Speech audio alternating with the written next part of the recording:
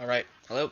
My name is Clement Chakravarkasuma. Today we will be going scenario number 1, company merger goes askew for Comp-120 cultural project for interpersonal communications. So today we are facing a context which is an Australian company based on software wants to expand by purchasing a Japanese startup company specializing in cybersecurity. They have had 7 meetings with each other, but none of them has gone very well because the Japanese see them as rude and impatient, and the Australians sees them as unworthy of their business because they would take too much time that the Australians think that they do not have any creative ideas. This is all because they have different cultures and way they execute plans. So for Australia, the culture we are dealing with today is it is a low context. Communication is direct, explicit, and to the point. So they're just straightforward, just very fast, and they are very monochronic. Time is seen as linear. Punctuality and efficient in meetings are very and highly valued. Individual decisions, personal initiative, and quick actions are prioritized. So they want their decisions to be snappy, and they do not base it off of a big group of people. Low power distance, decision making is often decentralized. Leaders are expected to be accessible and open to challenge. So it is not just like you are there as a position just to be there. And their culture as masculine, they see it as achievement, achieve. Sorry, they see it, the cultural values achievement, assertiveness, and material success. For Japan, we are currently dealing a high context. Communication is indirect and relies on nonverbal cues and shared understandings. So sometimes words cannot make them understand very fast, but they would rely on signs such as body language, etc. Polychronic hybrid, the overall approach to time is flexible and relationship is a component. Consensus building takes precedence. Um, collective sorry, collectivistic, group harmony, consensus, and loyalty are highly valued. Decisions are a group effort. High power distance, there is a strong respect for hierarchy and seniority. Decisions often flow from the top down after a group consensus is reached. Masculine, this is a highly masculine culture valuing competition, success, and a strong worth ethic. Business etiquette. So for Japan, they actually have business cards, but the way they present it is different. The exchange of business cards is a formal tradition. Cards should be presented with both hands with the text facing the person. This represents respect and it does not represent informality. For Australians, though, Australians kind of give their business cards more casually, often at the end of the meeting. So they wouldn't really have to present it with both hands, but as long as they get the card, that is good understanding. Greetings. A formal bow is a traditional greeting. It's polite to offer a bow as a sign of respect.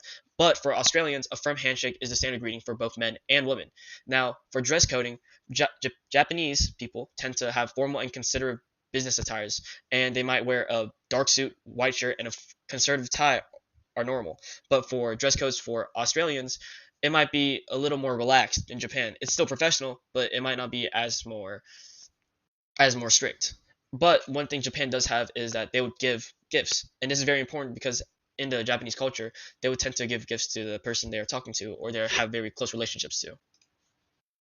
All right, for cultural communication styles within businesses and problems that may arise between these two is that Australians, their typical communication tends to be very fast, very rapid project. They tend to be straightforward. They prioritize efficiency and task completion over long-term relationships, and they value individual creativity and expect members to be open with their ideas.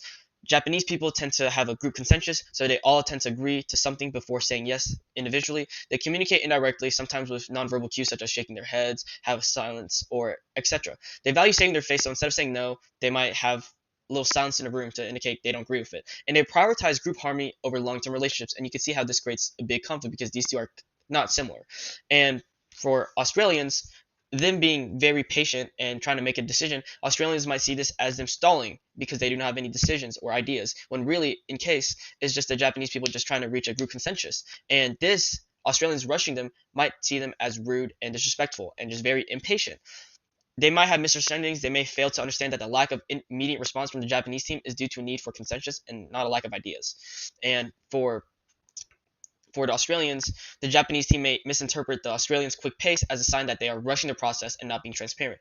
And the Australian team may feel that the Japanese are not being open because they are not communicating in a direct, low context manner. Communication barriers. Decision making. The main conflict is between Australia's desire for quick individual decisions and Japan's need for a time consuming group based consensus. This could create a lot of conflict because one might take a long time and one might take a very short time to expect it. Perceptions of time. The Australian team monochronic focus on efficiency clashes with the Japanese team's polychronic need for consensus building, leading to a perception of stalling. And power hierarchy. The Australian team's low power distance approach of expecting immediate decisions can be seen as disrespectful to the established hierarchy within the Japanese organization. Precise solutions for each culture. Australian team, they need to slow down and embrace the need for consensus. They need to ask for updates instead of forcing them to speed up, and this might show respect and alleviate the Japanese concerns and also alleviate the Australians' concerns for being speedy and being disrespectful. For the Japanese team, they need to be more explicit about where they are in their stages, such as can we have more time or saying things like that, just to be more implicit and just help out the Australians. They need to provide regular and brief updates to show the Australian team that they have made progress, even if no formal decision has been reached. When possible, try to adapt to a slight faster pace to accommodate the Australian team's expectations, but don't be too fast to ruin the end results. Solutions for the businesses. Establish a decision making process. Before the meetings begin, both teams should agree on a clear process on how decisions will be made. The Australians should understand that formal meetings may not be placed for the final decisions, and the Japanese team should set a timeline for their consensus building. They need to prioritize a hybrid approach to meetings. The Australians should schedule and respect time for informal relationship building at before and after formal discussions. The Japanese team should provide regular updates on their discussions to show progress and build trust, because both of these teams are in it for together, because one is software and one is cybersecurity, so they need to work very cooperatively. They need to practice active listening, and both sides need to be aware of the other communication style, such as their cultures. The Australians should listen for subtle cues and be patient with moments of silence.